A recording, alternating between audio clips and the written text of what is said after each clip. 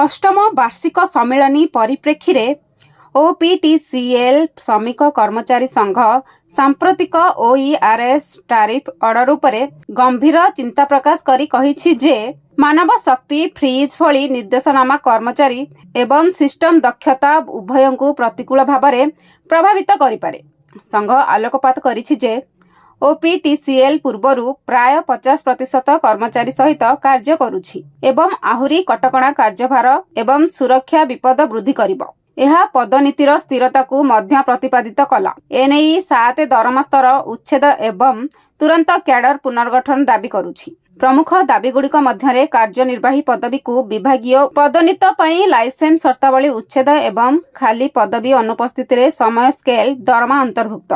कल्याण उपरे संघ 5 लाख रु अधिक चिकित्सा बीमा क्षेत्र कर्मचारी 1 कोटी बीमा एवं आउटसोर्सिंग उच्च विपदपूर्ण कर्मचारी 50 लाख कभर वृद्धि करने को दाबी करिछि। एही दूरवार्ता पोस्टिंग पाई उपयुक्त सुरक्षा उपकरण एवं कष्ट उत्तर आवश्यकता उपरे मध्य गुरुत्वारोप करथिले। संघ ओपीटीसीएल को प्रतिष्ठित प्रतिष्ठान गुड़िक सहित सहयोगरे कार्य सामितिक शिक्षा कार्यक्रम प्रचलन करने को अनुरोध करिथिला, जहा द्वारा आईटीआई एवं डिप्लोमा कर्मचारी माने डिप्लोमा एवं बीटेक योग्यता को उन्नति होई परिबे। संघ तुरंत एवं समय सीमा मध्यरे कार्यानुष्ठान पाई आह्वान करिथिला। यह कही जे ओपीटीसीएल रो कार्यक्रम विश्वसनीय बजाय रखिबा पाई कर्मचारी कल्याण अत्यंत गुरुत्वपूर्ण। ओटीपीसीएल श्रमिक कर्मचारी संघ आज तार 8म वार्षिक उत्सव पालन करुछि। एही अवसर में आमको अतिथि भाव में निमंत्रित करा जायछि।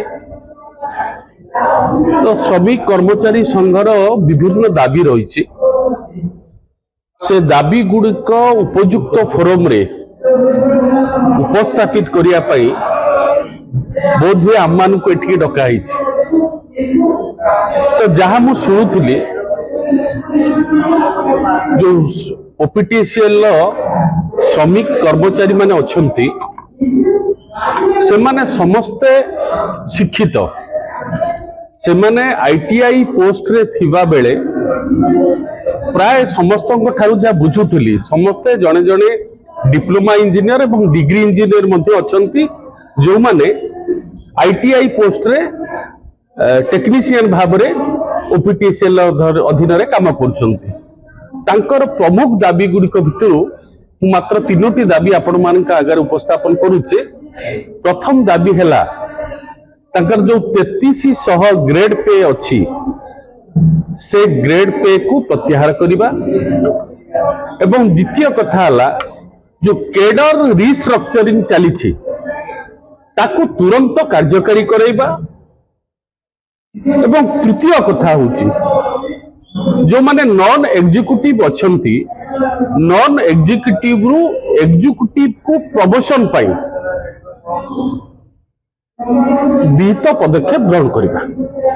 ए प्रमुख दाबी 3टी दाबी नहीं से माने आज आलोचना करिसंती एवं निश्चित भाव में आमे तांको मनर कथा व्यथा को अनुभव करुछु एवं विभागीय मंत्री उपयुक्त फोरम रे निश्चित भाव में कथा आमे आलोचना करिबु एवं संघर दाबी गुड़िक केमिति समाधान हबो सेति प्रति आमे जत्नवान। मो ना रंजन कुमार राउत, मु ओपीटीसीएल श्रमिक कर्मचारी संघर युग्म सचिव। आज आलोचना चक्र होइछि कोन से आलोचना चक्र उद्देश्य आज मुख्य आलोचना रहला हमर आज एटा 8म वार्षिक उत्सव। ए वार्षिक उत्सव रे आमे समस्त एकत्रित होबा, निजको एजुकेट करबा आ निजे किछि rule regulation law and order विषय आमे किछिटा सामयिक आलोचना करबा। ता भीतर हमर बहुत समस्या रही तादरे कि कैडर रिस्ट्रक्चरिंग एक मुख्य भूमिका। आमर कैडर रिस्ट्रक्चरिंग बहुत दिन पेंडिंग रही। आमर पूर्व भाई माने जो माने प्रथम ब्याच रे चाकरी पाइथिले 2013 ब्याच रो से माने संपूर्ण भाव में promotion pi Parle. Only 45 to 50% भाई माने हमर प्रमोशन पाइले। रेस्ट ऑफ दी भाई प्रमोशन एपर्यंत पाई पारनदी। तापर अन्य कर्मचारी माने अछन से माने किमि प्रमोशन पाइबे जोटा कि हमर साधारण संपादक कहले कि जे हमर कार्य करूचंदी हम संस्था रे एटा एनर्जी ଗୋଟେ ଏମର୍ଜେନ୍ସି ସଂସ୍ଥା ଖରା ବର୍ଷା ଶୀତରେ ଆମେ କାମ କରୁଛୁ, କିନ୍ତୁ ବହୁ ବର୍ଷ ଧରି କାମ କରିବା ସତ୍ତ୍ୱେ ମଧ୍ୟ ଆମର କ'ଣ ନେକ୍ସଟ ପଦୋନ୍ନତି ହବ ସେ ବିଷୟରେ ନା ଆମେ ଜାଣିଛୁ ନା ମ୍ୟାନେଜମେଣ୍ଟ ଜାଣିଛନ୍ତି। ସେଇ ବିଷୟରେ ଆମେ ଆଗକୁ କେମିତି କ'ଣ ମ୍ୟାନେଜମେଣ୍ଟ ସହିତ ଆଲୋଚନା କରି ଆମେ ଆମର ପଦୋନ୍ନତିକୁ ଦ୍ରୁତ କରିବୁ ସେ ବିଷୟରେ ଆଜି ଏକତ୍ରିତ ହେଇଛୁ।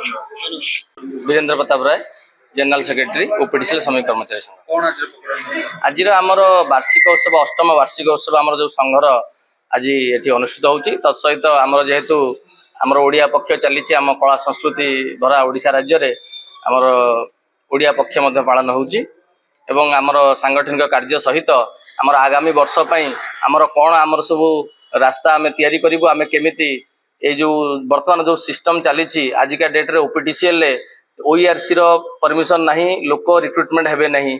30% मेन पावर कार्य मेन जो लोक अछंती गोटे पदवी जदि से पड़ी रहिबे तांकर पदोन्नति न दिया जिवो ताहले संस्था चलिबो केमिति। जणे लोक 30% जदि काम करिवो 3 जनकर काम करिवो किंतु पदोन्नति पाइबो नहीं, तार न्याय्य हक से पाइबो नहीं, तार मान सम्मान से पाइबो नहीं, ताहले एमिति कौन सी संस्था ये कार्य करवा निहाती गोटे अस्वाभाविक परिस्थिति सृष्टि होची। ता विरुद्ध रे आगामी दिन में आम संगठित होगी केमिति लड़ाई जारी रखिबू एइति आज आमर वार्षिक सम्मेलन डकाई या भितर आम निष्पत्ति होगी आगामी दिन कार्यपंथा स्थिर।